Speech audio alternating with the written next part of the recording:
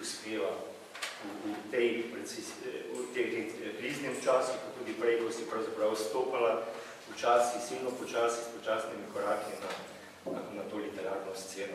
Mogoče, da se nekje v opusu vsakega avtorja, nekateri to javno priznavamo, delijo naša dela, tudi naši interesi, recimo na A in B produkcijo, mogoče celo C produkcijo.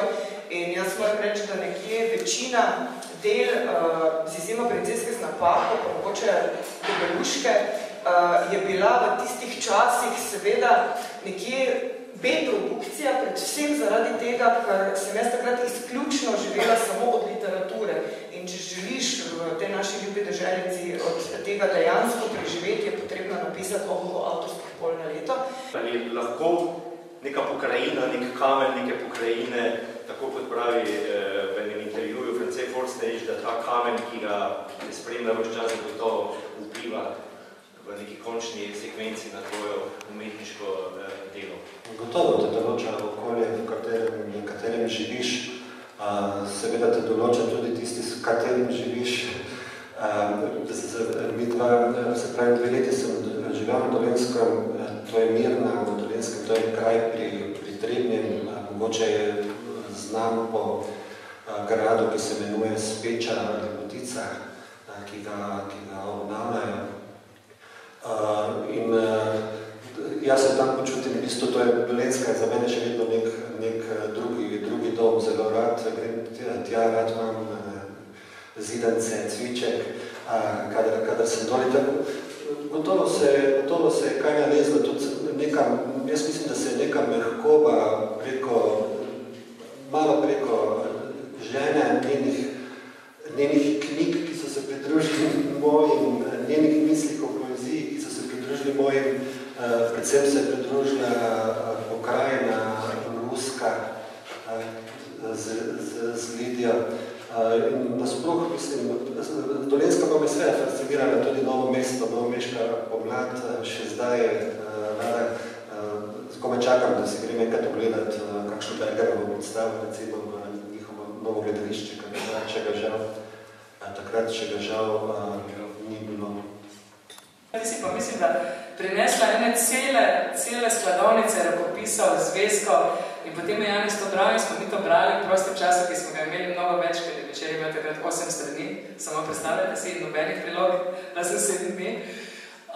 In smo mi to brali in smo rekli, pa ta punca je pisačica, ta punca ima nekaj. Skratka, kako se ti teh zvezkov, kako so ti zvezki nastajali? To je smešno, ne? V bistvu, mislim, ti zvezki, ne vem, zakaj sem se jaz pravzaprav tepala nekje pisalnega stroja, oziroma še danes, recimo, pri 3 računalnikih nekje imam celo hišo, mislim, cel dom polepljen z samo lepilnimi lističi, pa posod ležijo beležke, ne, za mojimi zapiski, to so posamezne zamisli, ne vem, stavek, en dialog ali kaj takega, ne vem, zakaj imam to grdo navado, ne, da moram nekje najprej si to pribeležiti s pisalom.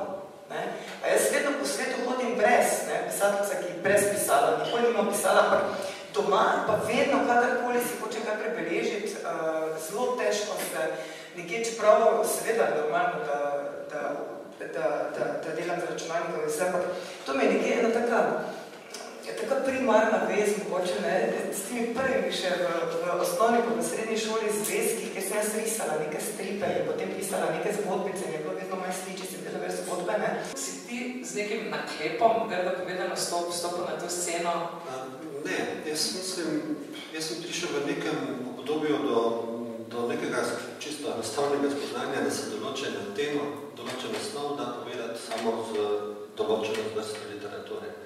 Meni je bilo predvsem z največjim časopisom, jaz sem pred največjim časopisom zašel v eno tako pisanje, ki je bilo bolj kompozicija nekih besed, bolj bila kot neka glasba, ki se lahko na milijone načinov razložil, recimo neke besede krhke, potem sem dal besedo puh, da sem v bistvu skladal in potem sem naenkrat neko strašno praznino občutil in potem sem nekaj naletel v neki trgovini, sem naletel na kurirček, takrat pač tale revija, mislim, da zdaj Kekec. In se mi naenkrat odprlo eno tako strašno polje svoboda, neke zgodbice. Naenkrat so se mi v bistvu, jaz sem se že kot otrok zelo rad igral za predmeti, sem jim dajal nenavadne funkcije, sem jahal sesalec in take stvari. In naenkrat so ti predmeti spregovorili, naenkrat sem imel strašen občutek strašne svobode in veliki časopis je v nasprotju z mojim načinom pisanja nastal skoraj v hipu, zato sem se težko ostal.